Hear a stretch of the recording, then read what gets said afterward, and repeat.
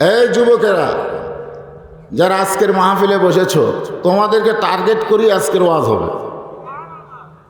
কারণ মানুষ যখন বুড়ো হয়ে যায় তখন সে মানুষগুলোকে আল্লাহ অত্যন্ত মহব্বত করে।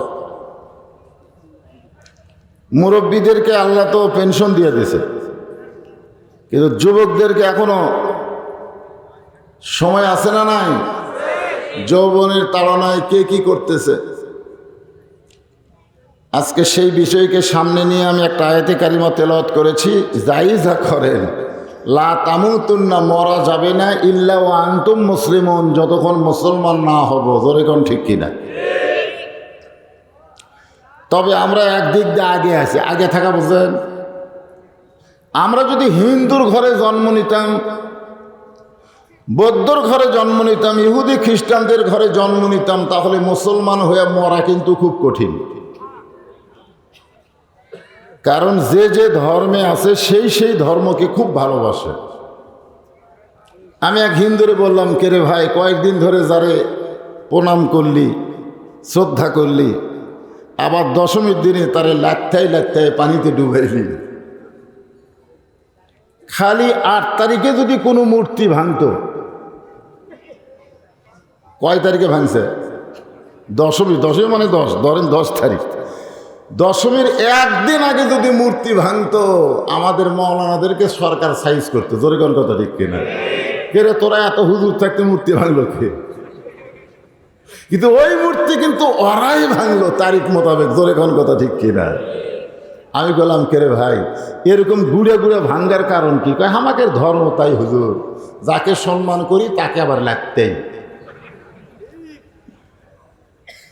ওই ধর্মে যদি আমাদের জন্ম হতো, মুসলমান হয়ে মরা আমাদের বড় কঠিন ছিল। কিন্তু আল্লাহ আমাদের সুযোগ করে দিয়েছে, রুহের জগতে আমাদের রুহগুলোকে পছন্দ করে মুসলমানের ঘরে কবুল করেছে। কত বড় সুযোগ আল্লাহ আমাদের দিছে, যে আমাদেরকে আর অন্য ধর্ম থেকে ইসলামে আসা লাগে নাই, জন্মসূত্রেই আমরা মুসলমান হয়ে গেছি। ঠিক কিনা বলে? খালি আমাদের মরাটা বাকি। যেমন মুসলমানের ঘরে জন্ম নিয়েছি, তেমন মুসলমান হয়ে যদি আমরা মরতে পারি, আমাদের পুরস্কার হলো সালামুন আলাইকুম তিবতুম ফাদখুলুহা খালিদিন। তার মানে মুসলমান হয়ে যদি তুমি মরতে পারো, তোমার জন্য কবর নয়, তোমার জন্য 8টা জান্নাতের দরজা খুলে দেওয়া হয়েছে। ধরে সুবহানাল্লাহ। কত বড় সুযোগ যে আল্লাহ আমাদের দিল। আমরা সে আল্লাহর উপরে খুশি না বেজার? তাহলে জবান খুলে আর একবার কি বলবো? আলহামদুলিল্লাহ। নবীর প্রতি দরুদ পড়েন, নবীরে সালাম করে, ঈদে মিলাদুন নবী পালন করে, মসজিদের ভিতরে আবার মিছিল করে রাস্তার ওপরে। জোরে কোন কথা ঠিক কিনা? কিন্তু নবীর সমাজ গড়ার কাজে যাদের দ্বন্দ্ব মনে বাজে, আর যাই হোক, এরা নবীর উম্মত হতে পারে নাই। ঠিক কিনা বলে? নবীকে একটা জায়গার মধ্যে ওরা সীমাবদ্ধ রাখছে। 12 রবিউল আউয়াল তারিখ আসলে ওদের মনে হয় নবী প্রেম বেড়ে যায়। অথচ এই বাংলাদেশে নবীর বিরুদ্ধে কত নাস্তিক, কত শয়তান কত কথা বলতেছে, ওদের কোনো প্রতিক্রিয়া দেখা যায় না। জোরে কোন কথা ঠিক কি না? হ্যাঁ, আপনারা জানেন আমাদের নবী আল্লাহকে কি বলবেন? আল্লাহ, আমার একটা উম্মত যতক্ষণ বাহিরে থাকবে, আমি নবী ততক্ষণ ভিতরে ঢুকবো না। এটা কিসের ভিতর? মাশাআল্লাহ, দেখছেন কি নবী আমরা পাইছি, যেই নবী বলেছেন, আল্লাহ, আমার একটা উম্মত যতক্ষণ জান্নাতের বাহিরে থাকবে ততক্ষণ আমি নবী জান্নাতে ঢুকবো না। আমার সমস্ত উম্মত যখন জান্নাতে ঢুকবে, তারপরে আমি নবী জান্নাতে ঢুকবো। এমন নবী পাওয়া ভাগ্যের ব্যাপার। আল্লাহ আমাদেরকে সেই ভাগ্য দিয়েছে যুবকেরা, আজকে সেই নবীর আদর্শকে বাদ দিয়া তোমরা ভিন দেশে আদর্শ, মেসি হয় মেসি, কেউ নেইমার হয়। ছেলেদের চেহারার দিকে তাকালি মনই হয় না, আর কি মঙ্গল গ্রহ থেকে পড়লো নাকি? হ্যাঁ, আমাদের যুবকেরা আমাদের বাংলাদেশে আর্জেন্টিনার পতাকা তুলবে, ব্রাজিলের পতাকা তুলবে, ঠিক কিনা বলে? শুরু হয়ে গেছে এখন থেকে, কারণ নভেম্বর থেকে তো শুরু হবে খেলা, এখন থেকে এর মধ্যে শুরু হয়ে গেছে। হ্যাঁ, আর্জেন্টিনার পক্ষে না ব্রাজিলের পক্ষে? তোমরা জানো মেসিকে প্রশ্ন করা হয়েছিল যে বাংলাদেশে আপনার লক্ষ লক্ষ ভক্ত আছে, মেসি উত্তরে বলেছে বাংলাদেশ কোন জায়গা, আমি তো আজ পর্যন্ত শুনিনি। যার ভক্ত হয়েছেন সে শুনেই নাই। আর এমন একজনের ভক্ত হতে হবে তিনি জান্নাতে ঢুকবে না যতক্ষণ আমরা না ঢুকবো। তোরে কোন কথা ঠিক? তোমরা ব্রাজিলের পতাকা উড়াইও না, তোমরা আর্জেন্টিনার পতাকা উড়াইও না, তোমরা ইসলামের পতাকা উড়ানোর চেষ্টা করো। জোরে কোন কথা ঠিক কি না? হ্যাঁ, ইসলামের পতাকা। এই 90% মুসলমানের দেশে কোনো বিধর্মীর পতাকা উড়বে না, উড়বে কোরআনের কলেমার পতাকা। জোরে কোন কথা ঠিক কি? যুবক, সময় আর বেশি বাকি নাই, সময় কিন্তু আর বেশি বাকি নাই। এখন থেকে আমাদের সাইজ হওয়া লাগবে। আর সাইজটা কিভাবে হব সেই বিষয়কে সামনে নিয়ে রবিউল আউয়াল তারিখের 12 তারিখে নবী এসেছেন, চলে গেছেন, ঠিক না? ওই যারা ঈদে মিলাদুন্নবী করতেছে ওদের একজনকে আমি জিজ্ঞাসা করছিলাম, নবী যে 12 তারিখে দুনিয়াতে এসেছেন তার একটা দলিল দাও, একটা দলিল দাও যে 12 তারিখেই নবী দুনিয়াতে এসেছে, তার নির্ভরযোগ্য একটা দলিল দাও। ওরা বলতেছে দলিল টলিল বুঝি না, আমাকে বাবা যা কয় আমরা তাই লাফাই। ওরা দলিল টলিল বোঝে না। আমি বললাম 12 তারিখে নবী যে বিদায় নিয়েছে এ ব্যাপারে অসংখ্য দলিল আছে। জোরে কান সুবহানাল্লাহ। তাহলে তোমরা যে আনন্দ করতেছো, ঈদ করতেছো, এটা বিদায়ের দিনে, নবী বিদায়ের দিনে কোনো উম্মত খুশি হতে পারে না, চোখের পানি নিয়ে কানবে। জোরে কোন কথা ঠিক কিনা? জশ্নে জুলুস করে, ঢোলক দেনা পায়। আমাদের বাংলাদেশে এখন থেকে যুবকেরা যদি এদেরকে প্রতিবাদ না করো, প্রতিহত না করো, একদিন নবীর নাম থাকবে কিন্তু নবীর আদর্শ আমাদের কাছে থাকবে না। জোরে কোন কথা ঠিক কিনা? খালি নবীর নাম নিয়ে থাকলে হবে না তো, নবীর আদর্শ আমাদের গ্রহণ করতে হবে। এ কথা কার? যেই নবীর উম্মত হওয়ার জন্য অনেক নবীরা পর্যন্ত আল্লাহর কাছে ফরিয়াদ করেছে, আল্লাহ কোন নবীর ফরিয়াদ কবুল করে নাই। বিনা দরখাস্তে আল্লাহ আমাদের সেই নবীর উম্মত ঘোষণা করলেন। খুশি না বেজার? তাহলে আমার সঙ্গে কষ্ট হলেও সকলে একটু বলেন, নবী না হয়ে দুনিয়ার, না হয়ে ফেরেশতায় আল্লাহর হয়েছি উম্মত আপনার, তার তরে শুকুর। এটাকে তালে তুলে হাজারের খাওয়া আছে কেন? এই গজলটা যখন লেখছে তখন মানুষ হাজারের উপরে হিসাবই জানতো না, এই জন্য 1000 বার কইছে। এই সময় 1000 বার করলে হবে, কারণ হাজারের কোনো খাওয়াই নাই। জোরে কোন কথা ঠিক কি না? এখন বলতে হবে কোটি কোটি বার। জোরে আছেন ঠিক? তার তরে শুকুর কোটি বার আলহামদুলিল্লাহ। সবাই বলেন আলহামদুলিল্লাহ। আল্লাহ আজকের এই মাহফিলে যারা এসেছে, বসেছে, দাঁড়িয়ে আছে, সবাইকে নবীর উম্মত হিসাবে কবুল করো। সকলে বলে আমিন। আল্লাহ বলতেছেন, কুল, হে রাসূল আপনি বলেন, ইন কুনতুম তুহিব্বুনাল্লাহ ফাত্তাবিউনি ইউহিব্বুকুমুল্লাহ ওয়া ইয়াগফির লাকুম যুনুবাকুম ওয়াল্লাহু গফুরুর রাহিম। আমরা যে মিলাদ মিলাদ মিলাদ নিয়ে ব্যস্ত হয়ে গেছি। মিলাদ মানে কি? মৌলুদুন। কোরআনে কিন্তু মৌলুদ শব্দ আছে, হুজুর আছে না? নাই, মৌলুদ জন্ম। মিলাদ মানে নবীর জন্ম। আপনারা বলেন তো, নবীর মিলাদে আবু জেহেল কি বেজার? এক কথা কন, নবীর মিলাদে কি আবু জেহেল বেজার না খুশি? যখন নবী দুনিয়াতে এসেছে কেউ বেজার না। এমন কি যে আবু তালেবের নামে সূরা লাহাব নাজিল হয়েছে, আবু লাহাবের নামে সূরা লাহাব নাজিল হয়েছে। সে আবু লাহাব যখন তার দাসী ঘোষণা করলো যে আব্দুল্লাহ তো চলেই গেছে, আমিনার পেট থেকে ফুটফুটে একটা সুন্দর ছেলে সন্তান জন্ম নিয়েছে, আবু লাহাবের দাসী যখন এই ঘোষণা দিল, সঙ্গে সঙ্গে আবু লাহাব এভাবে 2 আঙ্গুল তুলে, এখন আমাদের একটা বিজয়ের প্রতীক, যুবকেরা যখন কোনো খেলায় জিতে বা কোনো কিছু বিজয় হয় তখন কয়টা দেখায়? এজরে এখন কয়টা? এটা কিন্তু আবু লাহাবের। এটা কার? কারা কারা 2 লোক তুলবেন? এরা যে কখন কি পায় সেটাই দেখা। আরে দেখা লাগবে এইটা আইসে দূর থেকে। আবু লাহাব এভাবে 2 আঙ্গুল দেখায় বলতেছে, দাসী, এত সুন্দর ফুটফুটে সন্তান আমিনার কোলে আল্লাহ দান, আল্লাহ তো কয় নাই, দান করেছে, এসেছে, যার কারণে তোকে আমি মুক্ত করে দিলাম, যা মুক্ত করে দিলাম।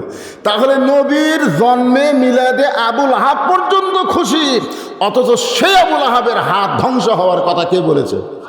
তাব্বাত ইয়াদা আবি লাহাবেও তাব্ব। তার মানে বোঝা গেল মিলাদে বেজার কেউ ছিল না, কেউ ছিল না। নবীর উপর বেজার শুরু হয়েছে কখন থেকে? কখন থেকে নবীর উপর ওরা বেজার? আমাদের বাংলাদেশের যে কয়টা হুজুর জেলখানাত আছে ওদের উপরে বর্তমান সরকার কখন থেকে বেজার? কখন থেকে বেজার বোঝেন না? বেজার বোঝা লাগবে না? আজও বহু হুজুর আছে সারা রাত ওয়াজ করলেও, সারাদিন ওয়াজ করলেও কোনো টেনশন নাই। আবার কিছু হুজুর আছে কথা বলার পরিবেশ আছে কিনা আগে তার অনুমতি নেওয়া লাগে। জোরে কোন কথা ঠিক কিনা? তো বেজার খুশি বোঝা লাগবে তো। আমাকে একজন বলতে যে হুজুর নবীর জন্ম থেকে মক্কার জীবন পর্যন্ত আপনি ওয়াজ করবেন, খবরদার মদিনার যান না। কারণ জন্ম থেকে 40 বছর পর্যন্ত সবাই নবীকে আলামিন করছে। জোরে কোন কথা ঠিক কিনা? আর মক্কার 13 বছরে নবী খালি পিটন খাচ্ছে। এই পিটন খাওয়ার ওয়াজ করেন হুজুর, তাইফের ওয়াজ করেন, আমরা কানমু হুজুর। কিন্তু বদরের ওয়াজ করবেন না, খন্দকের ওয়াজ করবেন না, উহুদের ওয়াজ করবেন না, হুনাইনের ওয়াজ করবেন না। কারণ এই সকল ওয়াজে মার খাওয়া না, মার দেওয়া। জোরে কোন কথা ঠিক কিনা? ও মার দেওয়ার কথা তোমরা শুনবা না, খালি মার খাও। হ্যাঁ, আমরা রবিউল আউয়াল তারিখে আমি একেবারে কোরআনের সে আয়াতটাই আপনাদের সামনে আলোচনা করব। আল্লাহ বলতেছেন, ইয়া আইয়ুহাল্লাযীনা আমানু, যারা আমাকে বিশ্বাস স্থাপন করেছো, সবাইকে না, যারা আল্লাহকে বিশ্বাস করে। আমরা কি আল্লাহকে বিশ্বাস করি? আওয়ামী লীগ বলেন, বিএনপি বলেন, জাতীয় পার্টি বলেন, পীর মুরিদি বলেন, যে যে দল করেন, আমরা আল্লাহকে বিশ্বাস করি বলি আজকের এই বাগানে আমরা এসেছি। জোরে কোন কথা ঠিক কিনা? আল্লাহ বললেন, আত্তাকুল্লাহ, শুধু বিশ্বাস করলে হবে না, যে আল্লাহকে বিশ্বাস করলে সে আল্লাহকে ভয় করা লাগবে। জোরে কোন কি করা লাগবে? ভয় করা লাগবে। আল্লাহ ছাড়া অন্য কাউকে ভয় করা যাবে এ কথা জোরে কোন নেই। কবরের মধ্যে যখন যাবেন, মান রব্বুকে বলবে না র্যাবকে বলবে? আজকে রবের চাইতে মানুষ র্যাবের ভয় বেশি করে। আত্তাকুল্লাহ শব্দের তাফসীর করেন কেবলমাত্র শুধুমাত্র আল্লাহর ভয় যার কলিজার মধ্যে থাকবে, দুনিয়ার কোনো কিছুতে তার ভয় আসবে না। যার কলিজায় আল্লাহর ভয়, তার মরণটাও হবে বিজয়। জোরে কোন সুবহানাল্লাহ। এই জন্য আমরা ভয় করব কাকে? আল্লাহকে ভয় করব শুধু মুখে মুখে, মুখে মুখে। ইমান সম্পর্কে যখন বলা হলো, রাসূলকে সাহাবীরা বললেন, রাসূলুল্লাহ এই যে ইয়া আইয়ুহাল্লাযীনা আমানু, আল্লাহ ইমানদারকে লক্ষ্য করে ওয়াজ করতেছেন। এই ঈমান মানে কি? আল্লাহ রাসূল বলতে পারতেন বিশ্বাস।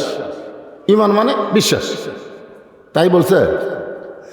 রাসূল বললেন ইকরার বিল লিসান, তাসদীক বিল জানান, আমল বিল আরকান, এরই নাম হলো ঈমান।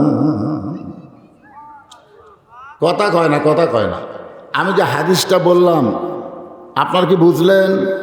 ইকরার বিল লিসান, জবানে বলতে হবে আল্লাহ লা ইলাহা ইল্লাল্লাহ। তাসদীক বিল জানান, শুধু জবানে বললে হবে না, এটা কলিজার মধ্যে যে কলিজা আপনার দেহের মধ্যে সবচাইতে আপনার কয় তুই আমার কলিজার টুকরা রে, তুই আমার কলিজার টুকরা। তার মানে কি? সবচাইতে মহব্বতের জিনিসটা হলো কলিজা। সেই কলিজার মধ্যে ওইটা বসাতে হবে, ফিট করা লাগবে, ফিট। তাসদীক বিল জানান, কলিজার মধ্যে ওইটাকে বসাতে হবে, লা ইলাহা ইল্লাল্লাহ মুহাম্মদ রাসূলুল্লাহ, এটা কলিজার মধ্যে সেট করা লাগবে। এরপরে আমল বিল আরকান, শুধু কলিজার মধ্যে রাখলে হবে না, এটা আমলের মাধ্যমে প্রকাশ করা লাগবে। যেরকম অনেকে বলে হুজুর আপনি কি মনে করেন, মুখে আমার লা ইলাহা ইল্লাল্লাহ, কলিজার মধ্যে লা ইলাহা ইল্লাল্লাহ আছে, বলে তোর তো বাহিরে বোঝা যায় না। আমল বিল আরকান এটা হলো বাহিরে, এটা হলো প্রকাশ করা। এটা কি? প্রকাশ করা। এখনই মসজিদে মনে করেন ফজরের যখন সময় হবে আজান দেবে, আজান দেবে আর সালাতু খায়রুম মিনান নাওম, ঘুম হইতে নামাজ উত্তম। এইটা শোনার পরে যারা ঘুম পাড়বে তারা হয়তো মুখে লা ইলাহা ইল্লাল্লাহ বলবে, কিন্তু কলিজার মধ্যে আল্লাহ থাকবে। কিন্তু আমল বিল আরকান, তাদের আমল না থাকার কারণে তারা বাংলাদেশের মুসলমান, কিন্তু মরার সময় তারা মুসলমান হয়ে মরতে পারবে না। এখন আসেন, আত্তাকুল্লাহ বলার পরেই যদি আল্লাহ আর কিছু না বলতো তাহলে বোঝা যাইতো মাঝে মাঝে আল্লাহকে ভয় করলে চলবে। কিন্তু আল্লাহ সঙ্গে সঙ্গে বললেন হাক্কা তুকাতিহি, শুধু ভয় করলে হবে না, নিয়ম মোতাবেক ভয় করা লাগবে। নিয়ম, জোরে কোন কি নিয়ম? এই ভয়ের উপরে বুখারী শরীফের একটা হাদিস, মা আহাদান ইয়াদখুলুল জান্নাতা ইউহিব্বু ইয়ারজি ইলাদ দুনিয়া ওয়ালাহু মা আলাল আরদি মিন শাইইন ইল্লা শাহীদুন ইয়া তামান্না আন ইয়ারজি ইলাদ দুনিয়া ফায়ুক্তাল আশারা মাররাতান লিমা ইয়ারা মিনাল কারামাতি, রাওয়াহুল বুখারী কিতাবুল মাগাজি। সুবহানাল্লাহ। এই আজকের আয়াতকে সামনে নিয়ে এই হাদিসটা আপনারা কি এখনই পেশাব শুরু হলো নাকি?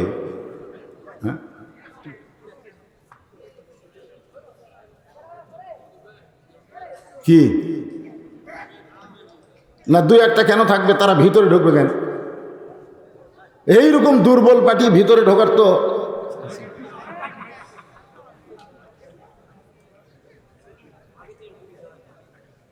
শোনেন, আমাদের শয়তান কিন্তু খালি ইবলিস না, ইবলিস শয়তান। প্রশ্ন করা হয়েছে যখন আদমকে সেজদা দেওয়ার কথা বলা হলো, তখন সব ফেরেশতা সেজদা দিল, কিন্তু ইবলিস সেজদা দিল না। আর না দেওয়ার কারণেই কিন্তু শয়তান হলো। জোরে কোন কথা ঠিক কিনা? তাহলে আদমকে সেজদা দেওয়ার আগে কোনো শয়তান ছিল? কথা কোন ছিল? তাহলে ইবলিসকে কে বলল সেজদা দিস না? কে বলল? তখন তো শয়তানই নাই, তাহলে কে বলল? বোঝা লাগবে ভাই, খালি ইবলিসের দোষ দেন না। এই কোরআনের মাহফিলের মধ্যেও ইবলিসের দাদারা বসে আছে। জোরে কোন কথা ঠিক কিনা? কারণ ওরা আগে থেকে চক্রান্ত করছে, বলছে যখন হক কথা শুরু করবি তখন আমরা পেশাবের নামলে উঠবো। আর বাংলাদেশ তো ভেড়ার পাল, একজন উঠলি আর একজন, একজন উঠলি আর একজন। এলে তানসা কোনো ওয়াজ চলবে না। ইমাম মেহেদী আলাইহিস সালাম আসতেছে, আমরা তার দলে যোগ দেব। ধরে কোন কথা ঠিক? আপনারা মনে করতেছেন ওই যে হাইড্রোজেন বোমা, পারমাণবিক বোমা আমেরিকা, রাশিয়া, ভারত বানিয়ে থসে, একটা বোমাও ফুটবে না, একটা বোমাও ফুটবে না। সব বোমা খালি বোমাই থাকবে, ফুটবে না। মনে করছিল রাশিয়া ইউক্রেন যুদ্ধ লাগছে, কিছু একটা হবি রে, কি হচ্ছে?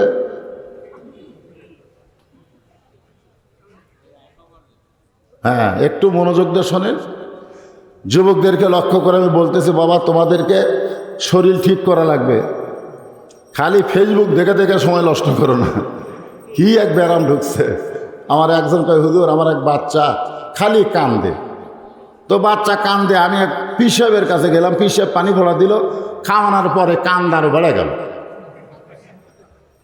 তা আমি মসজিদের ইমামকে বললাম, হুজুর আমার বাচ্চা খালি কান্দে, আমি কি করি? ইমাম সাহেব পানি পড়া দিল, খাইয়া কান্দা আরো বেড়ে গেল। আমি বললাম, এখন খবর কি? কয় কান্দে না। আমি বললাম, কোন পানি পড়া খায়া কি খায়া কান্দা বন্ধ হলো? কয় হুজুর আমি একটা টাচ মোবাইল কিনে দিছি। আমি একটা টাচ মোবাইল কিনে দিছি, ওই শালার কান্দে না।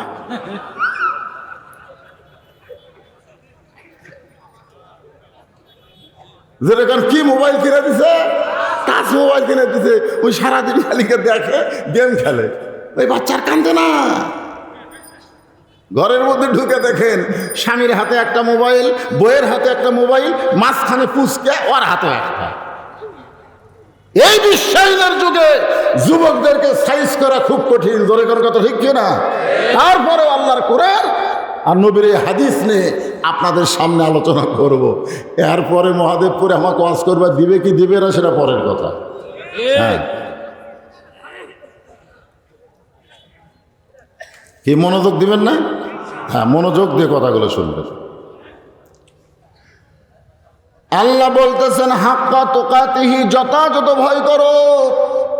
এই যথাযথ ভয় করতে গিয়ে বুখারী শরীফের কিতাবুল মাগাজি থেকে আমি একটা হাদিস আপনাদের সামনে বললাম। সে হাদিসকে ব্যাখ্যা করতে গিয়ে শোনেন,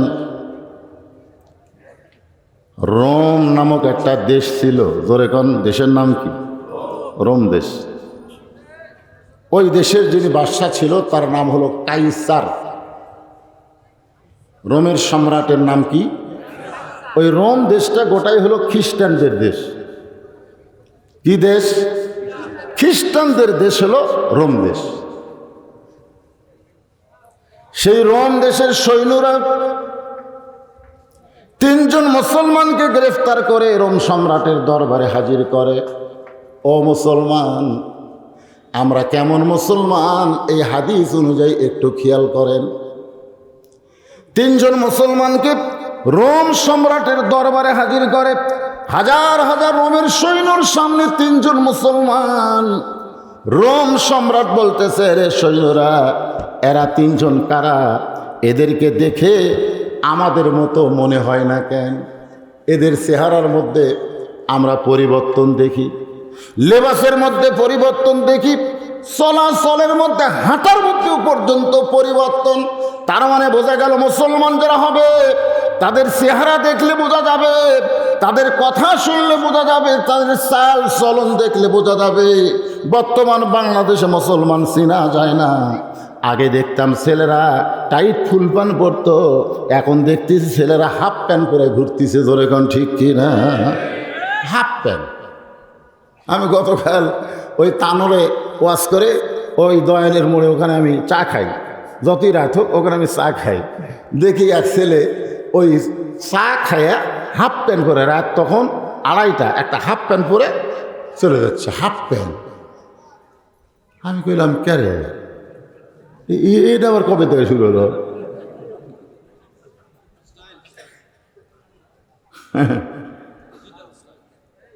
স্টাইল। আপনারা বলতেছেন স্টাইল। মুসলমানের কোন স্টাইল চলবে? যখন চলবে, লা তামুতুন্না ইল্লা ওয়া আনতুম মুসলিমুন, মুসলমান না হয়ে মরো না। এটা তোমার চেহারার মধ্যে, কথাবার্তার মধ্যে, এমনকি চলাচলের মাধ্যমে তোমাকে প্রমাণ করতে হবে। আমল বিল আরকান। জোরে কোন কথা ঠিক? তো রোম সম্রাট কাইসার তো খ্রিস্টান।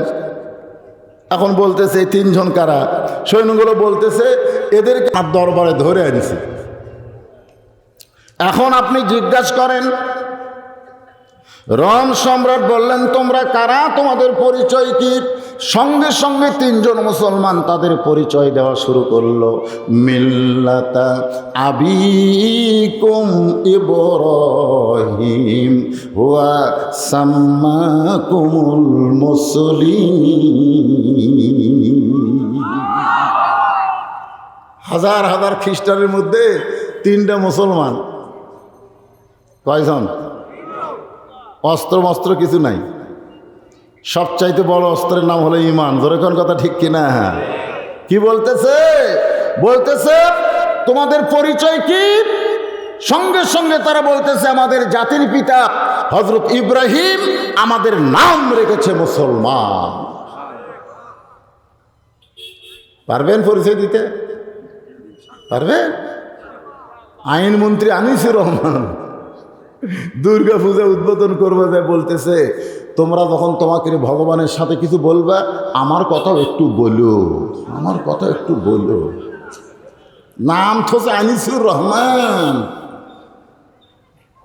ইয়াকা নাবুদু ওয়া ইয়াকা নাস্তাইন। ওদের ভগবানের কাছে চাওয়া লাগবে না, আমাদের চাওয়ার জন্য আমাদের আল্লাহ আছে। জোরে কোন কথা ঠিক কিনা? আর ওবায়দুল কাদের যে কি করলো ভাই, যেটা ওয়াজের মাহফিলে বলা সম্ভব না। হায় হায় রে! হিন্দুর এক পুরোহিত পেপারে উল্লেখ করলো মুসলমানের অত্যাচারে আমরা ঠিক মতো আমাদের দেবতাকে পূজা করতে পারিনি, মুসলমানের ভিড় এত বেশি। তোমরা যারা পূজার মণ্ডপে গেছো, পূজার মেলায় গেছো, তওবা না করলে তোমরা মুসলমান নাই, বেঈমান হয়ে গেছো। জোরে কোন কথা ঠিক? খালি মুসলমানের ঘরে জন্ম নিলে হবে না বাজান। আল্লাহ বলেছে মরিস না রে, মুসলমান না হয়ে মরিস না। রোম সম্রাট কাইজার সিংহাসন থেকে লাফ দিয়ে উঠছে, সিংহাসন থেকে লাফ দিয়ে উঠছে। তিনজন মুসলমান যখন তাদের পরিচয় দিছে, কথার দিকে খেয়াল করেন, সিংহাসন থেকে লাফ দিয়ে উঠছে যে এতগুলো সৈন্যের মধ্যে রোমের রাজ দরবারে রাজার সামনে এদের এত সাহস কেমনে হলো যে মুসলমান বলে পরিচয় দিল? অথচ মুসলমান হলো খ্রিস্টানদের এক নম্বর কি? আরো জোরে জোরসে বলেন। অনেকে চাই আছে এবার আমেরিকা যদি ঠিক মতো নজরদারি করে তাহলে বাংলাদেশে ভোট সুষ্ঠু হবে। নজরদারি কে করবি? আমেরিকা। হ্যাঁ, আরে কথা পরে, আমি সরকারের কথা বুঝাচ্ছি না, আমি বুঝাচ্ছি কি আগে মনোযোগ দেশের। আর একজন মন্ত্রী কইছে যে আমি ভারতে যাই কইছি এই বর্তমান সরকারকেই আবার ক্ষমতা থাকা লাগবে। ভারত যদি আমাকে দিকে লক্ষ্য করে তাহলে আর কোনো টেনশন নাই।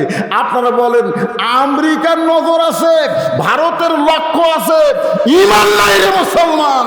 আমরা আমেরিকা ভারতের দিকে তাকাই না, আমরা তাকাই আছে আল্লাহর দিকে। জোরে কোন কথা ঠিক না? হ্যাঁ, 9টার সময় তুমি 5 তালা তুটে 1.5 লাখ টাকার খাট, 12,000 টাকার কম্বল গাওয়ার দেখো আমার বাড়ি আমার ঘর, আমাক নামাইকে 9টার সময় করছো তুমি, আমার বাড়ি আমার ঘর আমাক নামাইকে। রাত 3টার সময় আল্লাহ খালি একটা ভূমিকম্প দিছে। বাড়ি ভাঙ্গার ভূমিকম্প তো বাংলাদেশে দেয়নি, খালি একটু ঝোঁকা আছে। এই ঝোঁকানোর কারণেও এত ফুরসে নামছে যে কম্বলের মধ্যে লুঙ্গি খুলে আছে, ওটা পর্যন্ত পরার টাইম পাইনি। তাহলে 9টার সময় বললাম নামাইকে, 3টার সময় আল্লাহ তোমাকে ন্যাংটা করে নামাছে। আমেরিকার লক্ষ্য ভারতের সহযোগিতা নয়, আমরা মুসলমান আল্লাহর নজর চাই। জোরে বলেন কথা ঠিক কিনা?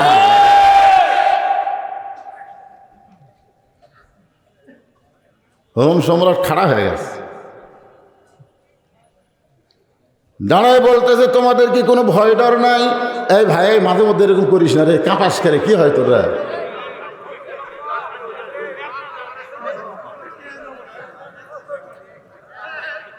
শোনেন, ঘরের মধ্যে যতক্ষণ মসজিদের মধ্যে আমি কিন্তু আমার একটা স্বভাব হলো আমি আপনাকে মেহমান, ঠিক কিনা বলেন? মেহমান না? তা আমি যখন গাড়ির থেকে নামছি, নামার পর জিজ্ঞাসা করলাম, তখন তো মাগরিবের পরে যাচ্ছি আমি, তো ভাই কোথায় নিয়ে যাবেন? তো হচ্ছে মসজিদে।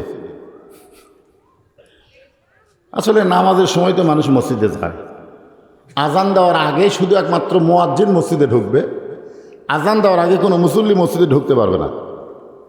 আজান দেওয়ার আগে শুধু মুয়াজ্জিন মসজিদে ঢুকবে, আজানের পরে মুসল্লিদের প্রতিযোগিতা হবে, যে যত আগে যাবে আল্লাহ তাকে তত বেশি সওয়াব দেবে। জোরে করে সুবহানাল্লাহ।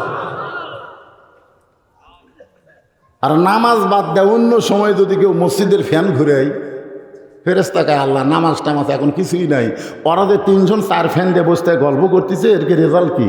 আল্লাহ বলতেছে এই 4 জন আলাদাভাবে ওই কারেন্টের ফ্যানের বিল না দিলে জান্নাতে যাওয়ার পারবি না। মসজিদ কর বাপের ঘর। তো এতগুলো বাইতুল ইনসান থাকতে বাইতুল্লাহ আল্লাহর ঘরের মধ্যে আমাকে ঢুকালেন। ঢুকানোর পর থেকে একটা সেকেন্ড আমার বালুস দিছে দুটো, মাথা ঠেকাবার দেয়নি, কোনে যে ঠেকামো সে বুদ্ধি আমার হয়নি। না হলেও 30টা দাওয়াত আছে যে হুজুর আমাকে দাওয়াত দেওয়া লাগবে, একটা দাওয়াত লিয়ার পারিনি। আজকে ওয়াজ করতেছি, ভাই এ কালো মানুষের দিকে টাকা থাকরে, ভাই টাকা থাকরে, যে কথাগুলো বলবো আমার কথা না, কথা হবে আল্লাহ রাসূলের। জোরে কোন ঠিক? মাঝে মধ্যে 2-1টা ডিজিটাল দৃষ্টান্ত না দিলে আবার আপনার বুঝতে পারবেন না। এই দেখেন ছোটো বাচ্চারা দৌড়াদৌড়ি করতেছে, মাহফিল কমিটির কিছু লোক ওই বাচ্চাগুলো সাইজ করেন, এখন থেকে সাইজ না করলে বড় হলে আর পারবেন না।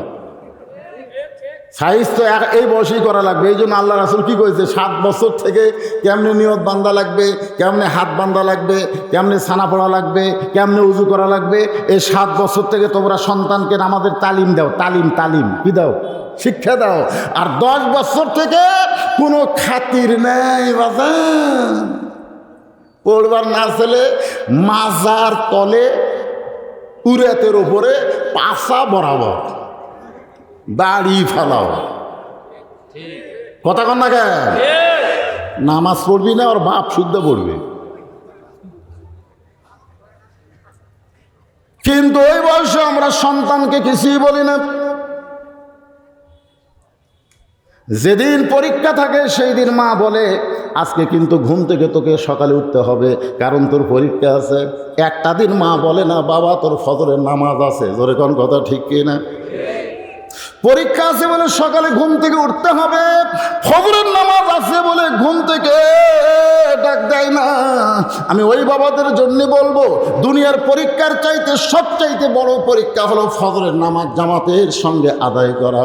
তুমি যদি তোমার সন্তানকে জামাতে নিয়ে যাওয়ার পারো, তোমার সন্তান কোরআনের মাহফিলের আশেপাশে ঘুরঘুর করবে না। এ যেগুলো ঘুরতেছে,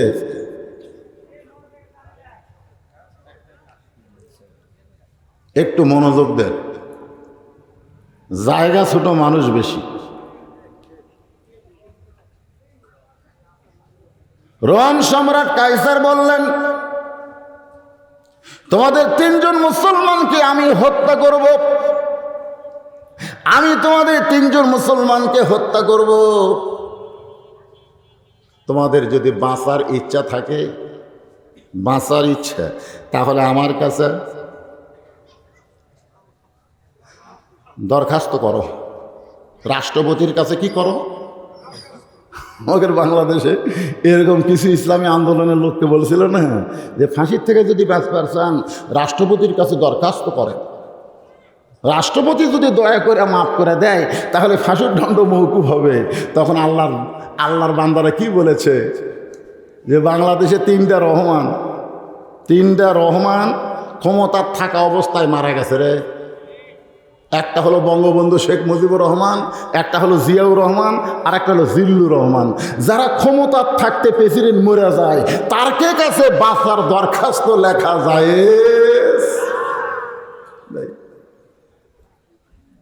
যারা লিজি মরবি ওরা আবার হামাককে বাঁচাবে।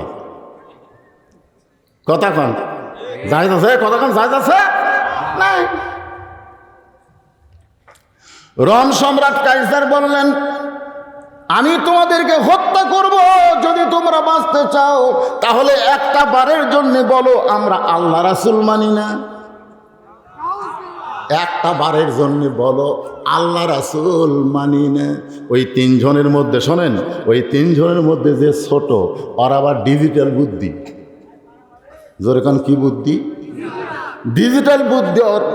ওই তিনজন ভাই, ওরা কিন্তু মায়ের পেটের ভাই না। রাসূল বলেছেন কুল্লু মুসলিমুন ইখওয়া, প্রত্যেকটা মুসলমান ভাই ভাই। এখন ওরা তিন ভাইয়ের যে বয়সে ছোট, ও বড়টার কানে কানে বলতেছে ভাইজান আমাদেরকে বাঁচার শর্ত দিছে, যদি আমরা বলি আল্লাহ রাসূল মানি না তাহলেই কিন্তু আমরা বাঁচে যাব। আমরা তাসদিক বিল জানান, কলিজার মধ্যে আল্লাহ রাখবো, খালি মুখে মুখে বলবো আল্লাহ রাসূল মানি না, আল্লাহ রাসূল মানি না। এই কথা বললি আমাদেরকে মুক্ত করে দেবে। আমরা আমাদের এলাকার যায় আবার আল্লাহ রাসূলকেই আমরা গ্রহণ করব। শুধুমাত্র বাঁচার জন্যে এরকম বাতিলের সঙ্গে আপোষ করা যায় কি না? বাঁচার জন্যে বাতিলের সাথে আপোষ। আমরা বর্তমানে কার সাথে আপোষ করছি? কথা কয় না, কথা কয় না, কথা কয় না। মুসলমান বুঝবার পারতেছেন না, আপোষ বোঝেন না, জোট বোঝেন না, জোট। শুধুমাত্র বাঁচার জন্য আপোষ করা যায় কিনা? সঙ্গে সঙ্গে বড় ভাই ছোট ভাইয়ের কান সারা একটা চড় দিয়ে বলতেছে ওয়ালা তাকুলু লিমান ইউকতালু ফি সাবিলিল্লাহি আমওয়াতুন বাল আহইয়াউ ওয়ালাকিন লা তাশউরুন।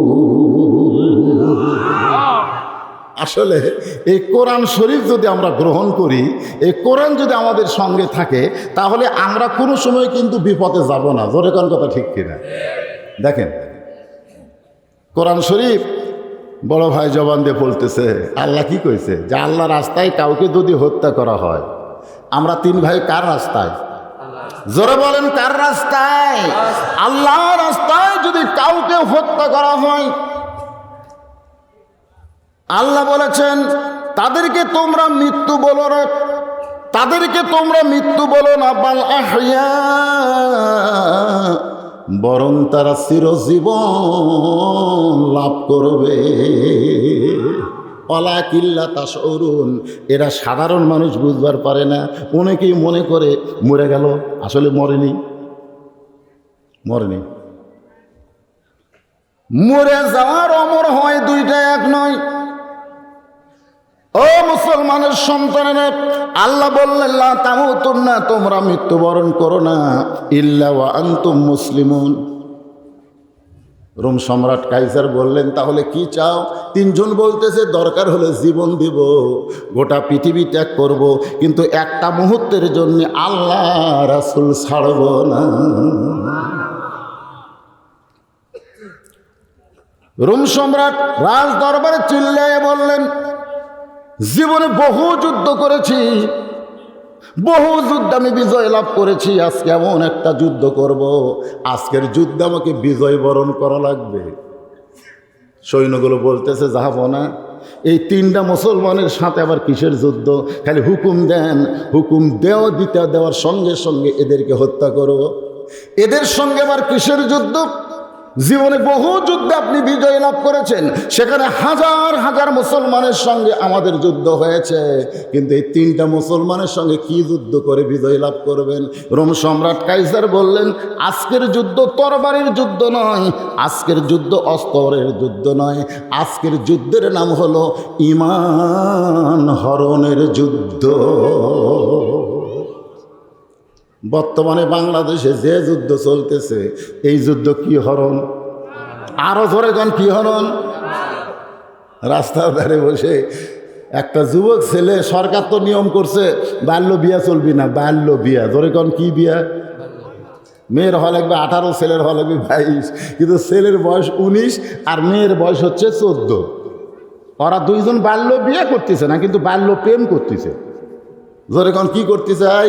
কথা কন না কেন? কি বাল্য প্রেম? এমন প্রেম বুঝছেন, ওই রাস্তার ধারে মোবাইলে কথা বলা শুরু করছে, রাস্তার সাইডে বসতে কথা বলতেছে, ওরকে আবার মিনিট কিনে নেয়, বুঝছেন না, একেবারে মিনিট কিনে। তো কথার তো শেষ নাই, কথা বলতেছে, ওর তো ফিস করে কয়, ওইও কয়।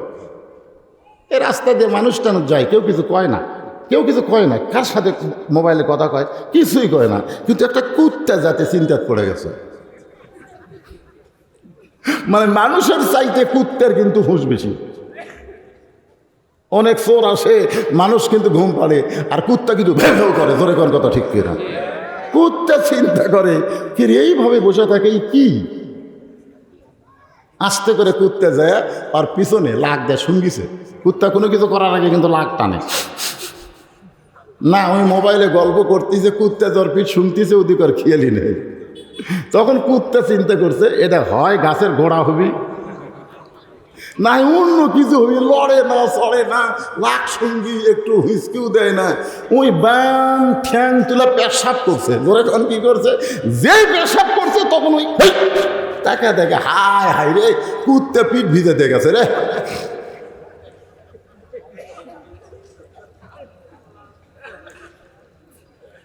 আমাদের ছেলেগুলোকে এইভাবে ঈমান হরণের যুদ্ধ চলতেছে। জোরে বলেন কথা ঠিক?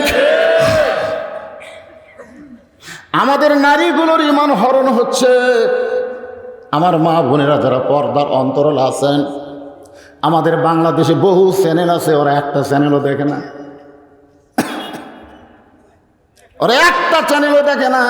যেই চ্যানেলের মধ্যে পূজার বাদ্য হয়, যেই চ্যানেলের মধ্যে দুর্গা পূজা হয়, কালী পূজা হয়, লক্ষ্মী পূজা হয়, ওই পূজার চ্যানেলগুলো দেখে। এই চ্যানেল কিন্তু বাংলাদেশের চ্যানেল না, এই চ্যানেলগুলো ভারতের চ্যানেল। ধরে কোন কথা ঠিক কি না? তাহলে আমাদের মা বোনদের ঈমান হরণ হচ্ছে কি হচ্ছে না? কথা কোন হচ্ছে কি হচ্ছে না? রোম সম্রাট কাইসার কি বললেন? এই তিনজন মুসলমানের সাথে আমার যুদ্ধের নাম হলো ঈমান হরণের যুদ্ধ। বর্তমানে আমাদের যুবকদেরকে আপনারা যে দেখতেছেন, রাস্তাঘাটে যেভাবে চলতেছে, আপনাদের কি মনে হচ্ছে? এ ভাইরা কথা একটু বলবেন, যুবকেরা তোমরা একটু কথা বলো বাজান। বর্তমানে যেভাবে চাল চলন আমরা দেখতেছি, এমন এক মোটর সাইকেল ভাই, মাঝখানে দোপা, উপরে উঁচিয়া, পিছনে আবার উঁচিয়া। তা আমি একজনকে কইলাম, কে ভাই, এইরকম মোটর সাইকেল তো আমরা দেখিনি রে। পিচকার চাকা মোটা, আর ওরা যখন চলায় বুঝলেন, সোজা চলায় না, কেন এইরকম করে। তা আমাকে বলতে যে, হুজুর আপনি তো বক্তা মানুষ, আপনি তো যা কম আপনি তাই ওয়াজত করবেন। এই ভাই কি জন্য পিছনে উঁচে, সেটা কত দেখো, এটা পিছনে উঁচা হলো, আমরা মাঝে মধ্যে মেয়ে মানুষ তুলে দিই, মেয়ে মানুষ কায় তো আমার করে চাপে ধরে থাকে। মোটর সাইকেলও চালানো হয়, মজাও পাওয়া যায়।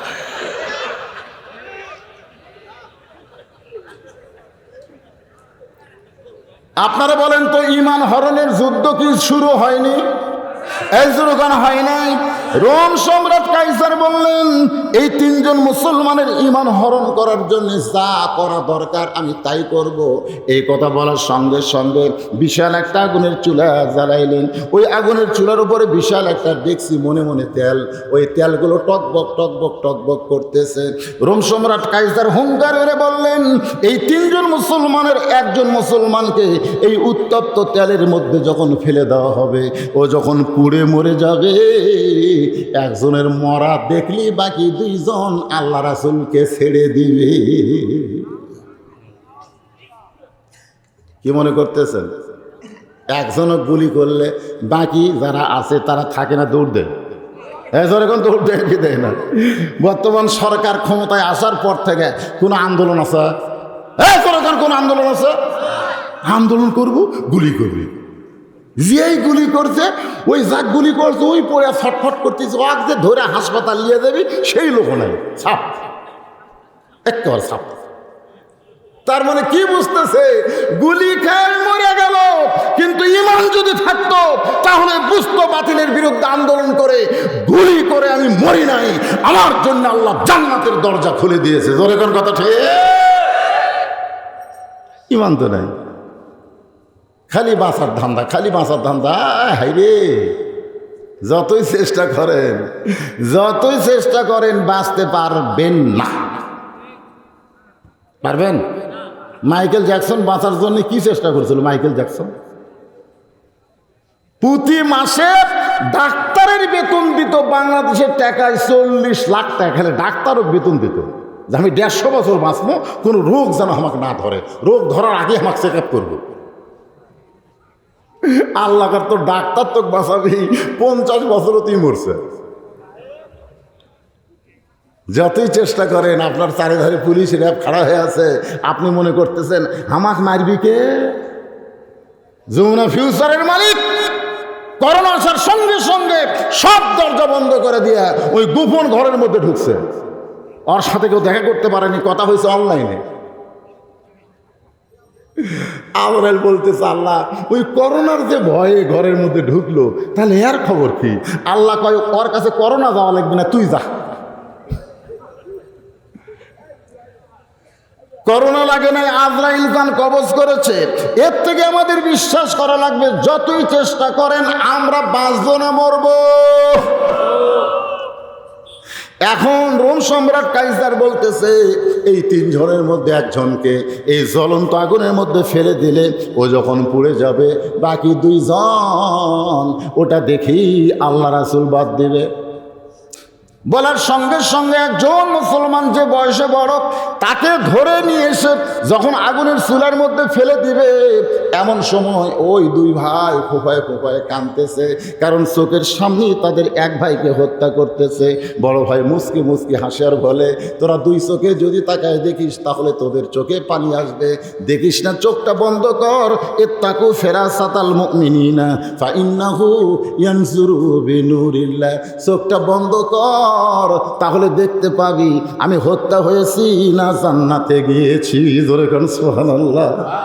বড় ভাই উত্তপ্ত তেলের মধ্যে পড়ার আগে ছোট 2 ভাইকে বলতেছে চোখ বন্ধ কর, কারণ চোখ বন্ধ করলে মুসলমান অন্ধ হয়ে যায় না। মুসলমানকে আল্লাহ তাআলা এমন একটা চোখ দিয়েছে, ছোটবেলায় আমরা লেখাপড়া করেছি, 1 চন্দ্র, 2 পক্ষ, 3 নেত্র। চন্দ্র একটা, পক্ষ হলো 2টা, একটা আলো পক্ষ একটা অন্ধকার পক্ষ, আর 3টা নেত্র, 3টা হলো চোখ। জোরে কোন চোখ কয়টা? জোরে কোন চোখ কয়টা? শুধু 2 চোখ দিয়ে আমরা দেখতেছি। অন্তরের চক্ষু আমাদের না থাকার কারণে আমরা বোকার স্বর্গে বসবাস করতেছি। বলতেছে ভাইজান অনেক কষ্ট এই বাসা করলাম, অনেক কষ্ট ভাই, ব্যাংকের থেকে লোন টোন নিয়ে বাসা করছি ভাই, আমার জীবন সার্থক, আর টেনশন নেই। অনেক কষ্টে কি করছে? বাসা করছে, আমার জীবন সার্থক, আর কোনো টেনশন নাই। চলেন ভাই ভিতর যাই, দেখেন সব জাপানি টাইলস, ভারতের টাইলস দিয়ে এসে লাগাচ্ছে ভাই। হায় হায়। আমি বললাম কি বলতেছো রে, এটা তোমার কি? হুজুর এটা আমার বাসা। আমি কইলাম তাহলে যে আজ থেকে 50 বছর আগে আব্দুল আলিম যে একটা গান গেল, এই গানটা কি ভুল? তে কয় হুজুর কি গান গাছে? আব্দুল আলিম গান গেয়েছে, এপারে তোর বসত বাড়ি, ওই পারে তোর বাসা। আপনারা বলেন তো এই গান গেলে গুনাহ হবে? তাহলে সকলে বলেন, এপারে তোর বসত বাড়ি, ওই পারে তোর বাসা। ভবদরিয়ায় পাড়ি দিতে, ভবদরিয়ায় পাড়ি দিতে, কেমনে করলি আশারে, এপারে তোর বসত বাড়ি, ওই পারে তোর বাসা। লাভ করিতে আইসারে ভবে, হইলারে বেদিশা। আল্লাহ তোমাকে আর দুনিয়া মাজরাতুল আখিরা বানায় দিছে। দুনিয়া হলো ইবাদতের জায়গা। লাভ করিতে আইসারে ভবে, হইলারে বেদিশা। রতন কাঞ্চন জান্নাতকে বদল দিয়া, রতন কাঞ্চন বদল দিয়া, কিল্লা তামাশি সাহারে, এপারে তোর বসত বাড়ি, ওই পারে তোর বাসা। আমাকে বলে ভাইজান আব্দুল আলিমের এই গান তো আমি বুঝতে পারি নাই। আমি কইলাম তাহলে চোখ বন্ধ কর, তাহলে চোখ বন্ধ কর, তোর জীবন সার্থক হয়েছে না কি হয়েছে? চোখ বন্ধ কর। এবার চোখ বন্ধ করেছে, আমি ওর কানের কাছে বলতেছি, এই পারে তোর বাড়ি ঘর, মরলে পাহেরা যাইবা অন্ধকার কবর। সবাই বলেন এ দুনিয়ার বাড়ি ঘর, বলেন এ দুনিয়ার বাড়ি ঘর একদিন হইয়া যাবে পর, যাইতে হবে অন্ধকার কবর। 2-3 বার বলার পরে বললাম এখন চোখ খোলেন। আল্লাহ কায়দা দেখায়, তোরা বলেছিলি মানুষ সৃষ্টি করলে ফেতনা করবি, ফাসাদ করবি, দেখায় আমার হাজার হাজার বান্দারা কঠিন গরমে কিভাবে বসে আছে, দেখায়। ফেরেশতারা এসে দেখতেছে, মনে হয় আরে একই মায়ের পেটের ভাই, আওয়ামী লীগ বিএনপি জাতীয় পার্টি নেই, এক জামাতে বসে গেছে। তোর এখন কথা ঠিক কি না? ফেরেশতাকে আল্লাহ, এরা কেউ বিএনপি করে, কেউ আওয়ামী লীগ করে, কেউ জামাত করে, কেউ তাবলিগ করে, এরা তো এক এক দল, কিন্তু এক জায়গায় বসলো কিভাবে? আল্লাহ বলতেছে ওটা হলো আমার কোরআনের মুজিজা। কোরআনের ওয়াজ শুনতে যেমন একত্র হয়েছে, যেদিন কোরআন মোতাবেক এরা চলবে সেদিন বাংলার আকাশে আর কোনো দল থাকবে না, সব মুসলমান কোরআনের দল হয়ে যাবে। ধরে কোন কথা ঠিক কিনা? এই জন্য একটু কষ্ট করেন বাবা, একটু মনোযোগ দিয়ে ধৈর্য ধরে কথাগুলো শোনেন।